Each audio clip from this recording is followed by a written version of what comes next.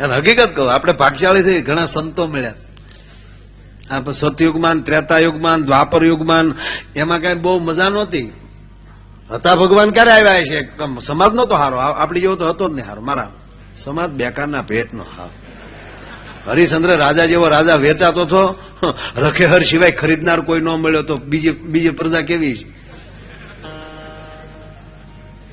એને કરતા જયારે સમાજ હારો છે મારા. કેવો સમાજ, ટાયસકા જેવો છે. હે, રામ જેવા રામ વનમાં ગયા, માણાની જાત કોઈ હારે જ ન જોડાણ. બોલો, સમાજ કેટલો. પાછા એમ કીધું અમને છૂટા મૂકીને વૈયા ગયા, તમને ઊંઘ આવીશ કેમ એ અમને કયો ને. રીસ ને વાંદરા સિવાય કોઈ નહીં. માણસ પાછા વૈયા તમાકુ છોડતા હતા. એ ભાઈ ભાઈ નો ડખો, આપણે માથા કોઈ ન કરે. હાલો,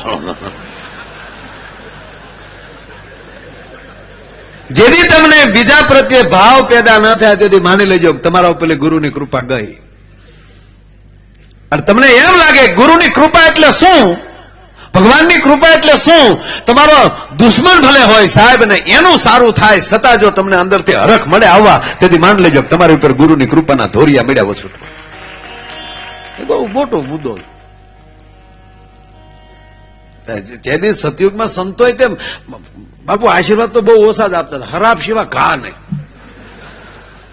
વધાવ્યા નહોતા થતા. રીહદાર બહુ હતા બાપુ. હા, નાખોરે નહીં હાટતી. એમાં આપડા દુર્વાસા બાપુ સાળો થાય કોઈથી.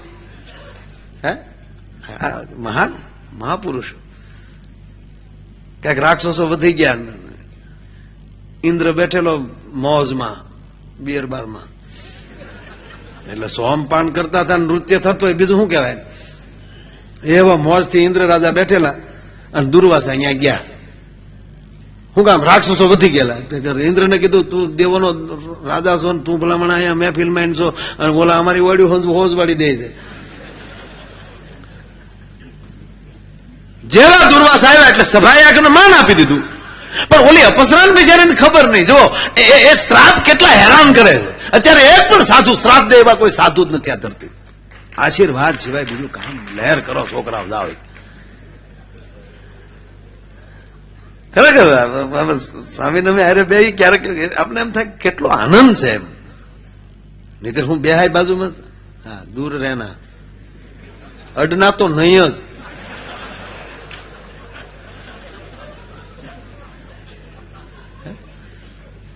સતયુગ કરતા અત્યારે આ યુગ બરોબર એમ કહેવાય કે આમ ધતુડી ફતુડી વાળો છે. યુગમાં બોલી અપસરા બેચારે આમ નાચતી હતી ને એમાં દુર્વાસા બાપુ વાહે આવી ગયા. ખબર નહીં કોણી અડી ગઈ. કોણી અડી ના દુર્વાસાનો મગજ ગયો. જા ચાલી ઘોડી ઓજા.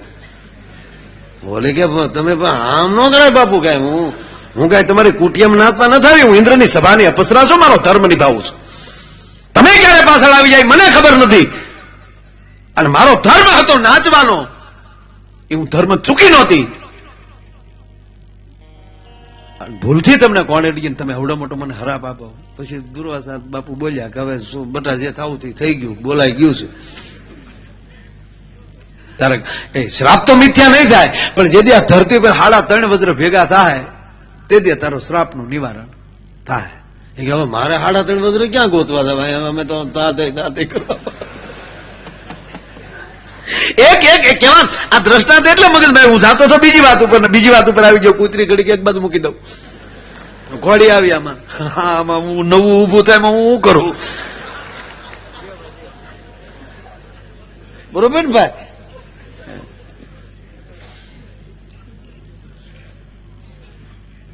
બહુ ટૂંકી વાત લઈ લઉં છે તો મહાભારતની વાત.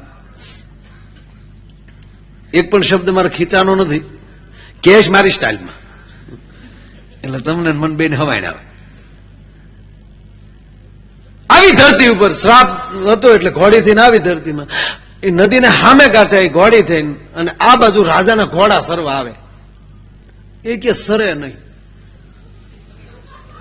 ઘોડી સામે જોઈને હસણ્યા કરે. ઘોડા રોજ ભૂખ્યા રહે એટલે રાજાએ ફરિયાદ કરી. અશ્વપાલને કીધું કેમ કે ઘોડા આ દુબળા મળ્યા પડવા કે બાપુ દુબળા જ પડે ને ખાતા કેમ ખડ ખૂટી ગયો રે હોય ગોઠણે એ તો ભૂખ્યા કેમ રહે છે? નદીને સામે કાંઠે એક અતિ સ્વરૂપવાન એક ઘોડી છે. રાજા પોતે આવે છે, જોયું બહુ સ્વરૂપવાન ઘોડી, રાજા લઈ આવ્યા, પોતાની ઘોડાહારમાં બાંધી. રાત પડી એટલે અપસરા થઈ ગઈ એટલે રાજાએ ખડક ખેંચ્યું. કોણ છો? ભૂત પ્લેટ ઢાંકણી. કે બાબુ ઘા ન કરતા, ભૂત પ્લેટ કે આપણે સહી નહીં. હે મહારાજ, હું ઇન્દ્રની એક સ્થાપિત અપસરા છું. આવી રીતે ઘટના ઘટીને આવું બન્યું છું. એટલે હું દિવસે ઘોડી રહીશ, રાતે પાછી અપસરાના રૂપમાં આવી જાય. તમે મને નહીં રાખી શકો, હતીને અહીંયા મૂકી જાઓ. રાજા કે મેં આશરો આપ્યો, તને જવા ન દઉં. તારું શ્રાપ નિવારણ જ્યારે થાય ત્યારે, ત્યાં સુધી તારું જતન હું કરીશ બેટા. હું આ ધરતીનો રાજા છું. અને એક વાત નક્કી છે, સ્વર્ગના રાજાઓને ખબર નથી, પણ ધરતીના રાજાઓની છે લહેર, એ વાત ફાઇનલ છે. ધરતીના રાજાઓની મોજ જ જુદી છે. વચન આપી દીધું, પ્રાણ હોય ત્યાં સુધી હું કોઈને આપીશ નહીં. હું તને વચન આપું છું, તારું જતન કરીશ. કે મહારાજ કોઈને આપશો નહીં? ખોડિયામાં પ્રાણ હોય ત્યાં સુધી કોઈને નહીં આપું બેટા. રાખે છે. એમાં કૃષ્ણના દીકરાનો દીકરો, ત્યારે ગુજરાતના રાજા ભગવાન કૃષ્ણ દ્વારકાના, અને હસ્તિનાપુરમાં ધર્મરાજ યુધિષ્ઠિર. આ ધર્મરાજ યુધિષ્ઠિરનો ખંડિયો રાજા, પણ બોર્ડર ગુજરાતની લાગે. એમાં ઓલો છોકરો જોઈ ગયો, ભગવાન કૃષ્ણના દીકરાનો દીકરો, કૃષ્ણનો પુત્ર અનિરુદ્ધ. ઘોડી હતી સુંદર, એટલે દાદાના પાસે જઈને કીધું કે દાદા ઘોડી મારે જોવે. અને મોટો બાપુ એવો તરત ચિઠ્ઠી લખી નાખી કે ઘોડી મોકલી ગયો, કાં લડવા માટે ક્યાર થઈ જાવ. મહાભારતનું યુદ્ધ જીત્યા પછી તો ફાટ્યા ફરતા હતા બધા, કારણ કે આડોવળો આસો ડૂસો તો ઉપાડી લીધો હતો બધો. ભગવાન કૃષ્ણનું કાગળિયું આવ્યું એટલે રાજા ધ્રુજવા મળ્યો. કૃષ્ણ સામે હું યુદ્ધ કેમ કરું, ઘોડીને આપું કેમ? તો મારું વચન જાય, હું ક્ષત્રિયનો દીકરો છું, પણ મારો રાજા છે, ધર્મરાજ યુધિષ્ઠિર છે, એ ધર્મનો રખવાળો છે, એ મને જાકારો નહીં આપે. ગયા એની કચેરીમાં કીધું કે રાજાએ ઘોડીની માંગણી કરી છે, એ ઘોડી આવી રીતની પરિસ્થિતિ છે, મારે દેવાય એમ છે નહીં, એટલે તમારે યુદ્ધ કરવા મને મદદ કરવી પડે. ભીમ કે કેવું જોવે ને, કઈ અમારી ગદાબાઈ કઈ ગઢી નથી થઈ ગઈ. કોણ છે? નામ દે કૃષ્ણ. કે એ તારે પેલા કહેવાય ભાઈ, આવું બધું ભીમ થઈ ગયા. ભાઈ નીકળતો કે તું નીકળતો હે, તારે હું અંદરો અંદર ભેળવી દેવાય, એના હાથ જીવીએ તારા ડોહા. તારા રાજા કે તું મળ્યું છું કદાચ ઉલાડવા, પૂછતો નતો, કાલતો નતો.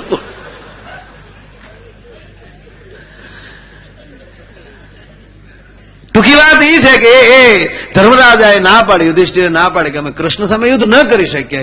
એટલે આ માણસ ન્યાલી પાછો ભાગ્યો કે હવે જાઓ ક્યાં? નદી આવ્યો યમુનાના કાંઠે,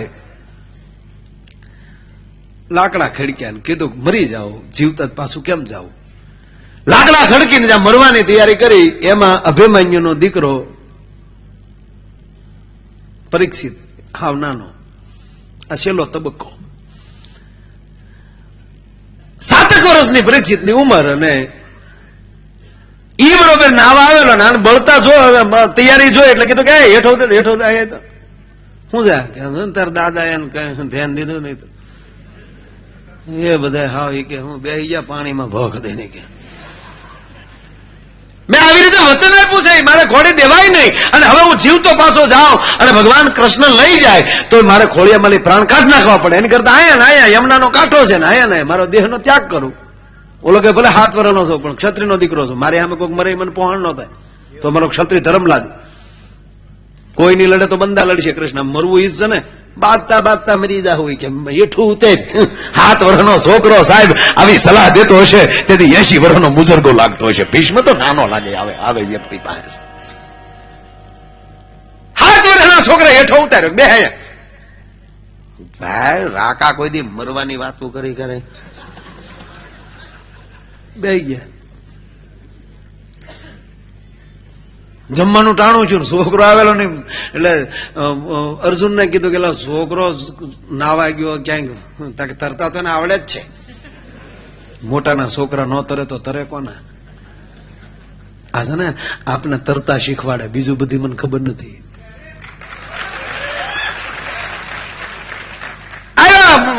બે ભાઈ સહદેવ ને નિકુલ કે દાદા બોલાવે જમવાનું, હવે કે અહીંયા આવો તો બેહાડ્યા. સહદેવ અને નિકુલ ને કીધું કે હે કાકા આ મરી જાય આપણી પાસે તો મરવા દેવાય કે નહીં, લડી લેવાય કે હા, બે જાઓ. બે બેહાડી દીધા. ધર્મરાજાએ કીધું કોલા ગયા ઈ નહીં ગયા ક્યાં, એટલે ભીમ તું જા. ભીમ આવ્યો હફડ ફફડ કરતો કરતો, પેલા અહીંયા બેઠા બોલાવે ડોહા. હાથ વરે કીધું કે અહીંયા આવો દાદા. હળુકદીન કાનમાં કીધું કે તારી ગદાબાઈ ગઢી થઈ ગઈ, ખાઈ ખાઈને આડો ફાટ્યો હતો. એમાં સાહેબ એક કહું તમને, પૌત્ર કહી શકે, વ્યાજ કહી શકે ને, વ્યાજ તો ખખડે બહુ. અરે આને નો મરવા દેવાય. ભીમ કે નો જ મરવા દેવાય ને બેટા, કેવું જોવે ને, બે દવાયા. છેલ્લે અર્જુન આવ્યા. અર્જુનને 7 વર્ષનો છોકરો એમ કે તમે આને ના પાડી દાદા, તો મને એવું લાગે છે કે તમે કૃષ્ણની ગીતા સાંભળે નહીં હોય. એમ કેતો હતો કે યુદ્ધ એ જ તારો ધ્યેય હોવો જોઈએ, સામે કોણ છે ને ભૂલી જાય. તો હવે અહીંયા વારો આવ્યો તો પછી ફેરવી નાખો ને, ફેરવાય નહીં તો પછી આવીને મેદાનમાં એ ફાઇનલ ચોક લડી લેવું છું. ધર્મરાજા આવ્યા, બધે ફાઇનલ યુધિષ્ઠિર બધા બેઠા. હવે કરવું શું? એક વાતની તકલીફ છે, હું એ કે લડવામાં કોઈ વાંધો નથી, પણ એમ પછી કઈ હાચે કરીને આપઘાત ન કરે, આપણે તૈયારી કરવી જોઈએ. કે પણ ભીમ કે તૈયારીમાં આપણે વાંધા ક્યાં છે? કાંઈ બળદેવ બાપુને તો હું એકલો પોગી લઉં. કે એવું નથી. આપણે યસ્ત્ર શસ્ત્રમાં એને એ પહોંચી શકીએ 100%, પણ એની પાસે સુદર્શન છે. તો ભીમ કે તે શું છે કે પણ ભીમ સુદર્શન ચક્ર કોઈથી પાછું ન પડે. કે પણ હું બેઠો ને કે કેમ, હું ભોળા બાપુ પાસે જાઉં ને એનું ત્રિશુલ લઈ આવું. કારણ કે કૃષ્ણનું સુદર્શન ચક્ર એ વજ્ર છે, તે વજ્ર સામે વજ્ર શું મૂકવું કે એ શિવનું ત્રિશુલ. ભીમ કે આપણે હારા સંબંધ મોટા બાપુ આવે કે પણ કાલ જ યુદ્ધ કરવાનું હતું, પણ કે કાલ હું રાત તો છે ને વાત પૂરી થઈ ગઈ. કહેવાનો અર્થ એટલો સમય મળ્યો ને, હું 100% મનાવી લે. આ પોતાની ભક્તિમાં ભરોસો હોવો જોઈએ. એક રાત એમાં કઈ હજારો વર્ષ તપ કરવાની જરૂર નથી. ભક્તિને, શક્તિને, મૃત્યુને ઉંમર હારે કોઈ લેના દેના નથી. ભક્તિને ઉંમર હારે લેના દેના હોત તો સાહેબ આ ઉંમરમાં મહાપુરુષો ન મળ્યા. બાકી હજારો વર્ષ હિમાલયમાં તપ કર્યા, ભગવાન નથ મળ્યો. ઘણા ભાઈ આવ્યા પાછા પાટલા પહેરીને, તમાકુ છોડતા હાલો હાલો કે લેખા પેલે આમાં કઈ ભાવ એવો છે નહીં. 5 વર્ષના પ્રહલાદને પરમાત્મા ન મળ્યો હોત. ભક્તિને ઉંમર હારે લેના દેના હોત તો. શક્તિને ઉંમર હારે લેના દેના ન હોય. જો શક્તિને ઉંમર હારે લેના દેના હોય તો સાહેબ જન્મતા વેદ હનુમાન સૂર્યને ન ગળી શક્યો હોત. એ મૃત્યુને ઉંમર હારે લેના દેના નથી. ક્યારે તેડું આવી જાય ખબર નહીં પડે. એના કરતા ખીચાનો રૂપિયો ખોળિયામાં જીવ, આ બે જ્યાં સુધી હારે હોય ને ત્યાં સુધી સદગુરુના નામ ઉપર લગાડી દેજો. જો જિંદગીમાં ડાઘ લાગે સાહેબ તો તમારો ગુલામ બની જાવ. ક્યારે વ્યા જાય ને, ક્યાંથી આવે છે? જો અત્યારે આ રૂપિયો મારી ઉપર ઘોર થઈ, ક્યાંથી આવ્યો મને ખબર નથી. આગળ ક્યાં વયો જાય? તમે જેટલા રૂપિયા એની ઉપર તમારી કંપનીના સિક્કા મારતા જજો, એની નોટ બીજી વાર તમારી પાસે નહીં આવે. એ કદાચ આવી જાય સાહેબ, પણ આના ખોળિયામાંથી એકવાર નીકળેલો જીવ પાછો નહીં આવે, નહીં આવે ને નહીં આવે. અને એ લાવી શકે તો તમારો સદગુરુ લાવી શકે, બાકી કોઈના બાપની તાકાત નથી કે એને પાછા લાવી શકે. એટલે કે તો એક રાત છે ને કે હા, અને સીધો ભીમ ભોળાનાથના મંદિરમાં બેસી ગયો. ભોળા બાપા ઓમ નમઃ શિવાય, ઓમ નમઃ શિવાય, ઓમ નમઃ શિવાય, ઓમ નમઃ શિવાય. બાજુમાં એક દર્શીનો છોકરો બેઠેલો, એ સોટી પડ્યો, આમ નો શિવાય, આમ નો શિવાય, આમ નો શિવાય. એવું નહોતું પણ એ તો મને કહેવાય ગયું. એમાં ગોટાળો થઈ ગયો બધો. પરોઠિયું થવા આવે, હવાર પડવા આવે, બીજો પહાડ પૂરો થવાની તૈયારી. હાણ ભીમનો મગજ જો કે આગળ હવારમાં લડવા જાવ ના મોટો બાપુ હા હું નથી જોતા. નદીને કાંઠે દેવળ હતું એટલે નદીના પટમાં સ્વામીજી આડો હોઈ ગયો ભીમ, અને પાણી હાલ્યું દેરામાં. મંદિરમાં પાણી હલવાનું, મોટો બાપુ મુદાણો જે જટા ખખેરીને ઉભો છે, ગલા કોણ છે? ભીમ કે હું છું. એલા કે ભીમડા, હું ભીમડા? ભલા મને હવારમાં તકલીફ છે, નકુસામાં આંગળી છે.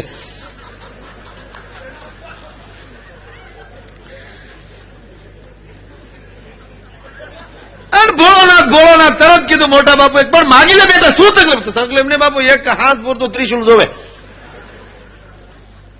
અરે કે પણ ભીમ, મેં કોઈ દી કોઈને, તારી પાસે લાયસન્સ છે? તમારી સવાય બધું લાયસન્સ છે બાપુ, અત્યારે રાખીએ કાંઈ. આપું ખરો, પણ એક વાત શું કે કોઈની ઉપર તું ઘા ન કરી શકે, કે આડું તો દઈ શકું ને ઘા. સાહેબ, ભજન એવું હોવું જોઈએ, ભલે બીજા ઉપર ઘા ન કરીએ કે પણ ભજન આડું આવીને ઉભું રહે, વાત 100% નહીં છે. બસ આડું દે, હા આડું દે તો લઈ જાય. પણ બાપુ તમે હાથ પેલા જો રિપેર કાંઈ બગડે તો રિપેર કરીને ન લાવું કહેજો. ભગવાન શંકરે ત્રિશુલ આપ્યું. વાત શું ચાલે છે કે એક નાના એવા શ્રાપે માણસને કેટલા ગુમરે નાખ્યા છે. યુદ્ધનું મંડાણ, ટૂંકી વાત લઈ લો. આ બાજુથી ભગવાન યાદવી સેના આવી ગઈ, આ બાજુથી તમને કહો હસ્તિનાપુર ની પાંડવોની ફોજ, અને હામામી રણસિંગા વાગે ને સુતા જાગે ને કાયર ભાગે ને પછી તો રથ વગરના સારથી, સારથી વગરના રથ, હાથી વગરની હુંઠી, હુંઠી વગરના હાથી, ગણન બ્રહ્માંડ ભટ. એવું નથી મેં બહુ પાકું કર્યું, એમાં ટાઈમ બગાડ્યો તો 2 જીન થઈ ગયા હોત. બહુ ગણન ફળન મન તો બરોબર યુદ્ધ જામ્યું. નારાયણ નો મગજ ગયો, હાણ જા સુદર્શન ચક્ર જા વહેતું મૂક્યું, તા તો ભીમ શેલે ઉભેલો ન્યાલી હર હર મહાદેવ કરીને મૂક્યું ત્રિશુલ. ત્રિશુલ અને સુદર્શન 2 આફેડ્યા. હવે 2 વજ્રે વજ્ર જમજમાટી મીડ્યા. બોલાવ કૃષ્ણ ગોથો ખાઈ ગયા. કેલા હા ભીમ આવ્યો કે એમ બાપુ એમ ન માનતા કે અમારી બંદૂકો ખાલી હોય કે એલા ભીમડા, હું ભીમડા, અમને ન ખબર હોય તમારે અરે મોટા છે ભલામણા એમ કઈ બાપુ તમે ઘા કરી જાવ એમ થાય છે કે? અરે કે પણ ભીમ મોટો બાપુ લઈ આવ્યો હતો. આપણે ખબર હોય ને એકચ્યુઅલી કે આ લોકો આમ કરશે તો આપણે આમ કરવા થશે. કૃષ્ણ કે ગાંડા, શું ગાંડા? પણ આ નિર્દોષ માણસો મરે છે, અગ્નિની જ્વાળાઓ નીકળે છે અંદરથી. સુદર્શન ચક્ર સમજમાટી બોલાવે, સામે ટકરાય ત્રિશુલ. કે આવું કરવું શું હવે? જયારે ભીમે કીધું કે રસ્તો છે શું, કે રામાવતારમાં હનુમાનજીએ 2 સલાંગો મારી, એક સૂર્યને ગળવા માટે, બીજી વાર લંકામાં જવા માટે. કૃષ્ણ અવતારમાં આપણે મહાભારતનું યુદ્ધ પૂરું થઈ ગયું તો એને આપણે પેન્ટિંગમાં જ રહેવા દીધા. આપણે કીધું નથી કે હવે એની સિવાય, કારણ કે ત્રીજો વજ્ર હનુમંત. હનુમાનને બોલાવ્યા કે હનુમાનજી કે કેદુનું હાવ બેઠો બેઠો બાપુ આપણે તો આળસ ચડતી હતી, આવું કઈ કામ હોપો તો ભલામણ ખાવું જડે ને એમ. 2 સલાંગ એ યુગમાં, ત્રીજા એમ કહેવાય કે એ દ્વાપર યુગની અંદર જો સલાંગ મારી હોય તો જયારે આ 2 વજ્રને છૂટા કરવા માટે. જય હનુમાન જ્ઞાન ગુણ સાગર, જય કપીશ તિહલોક ઉજાગર, હે રામ દૂત તુલિત બલરામા, અંજલિ પુત્ર પવન સુતનામા. એ વજ્ર આકાશમાં હાથ વજ્ર ગોર ધજા બિરાજે, કાંધે મુકુટ ને નિશા, જય શંકર સુવન કેસરી નંદન, તેજ પ્રતાપ મહાજગવંદન.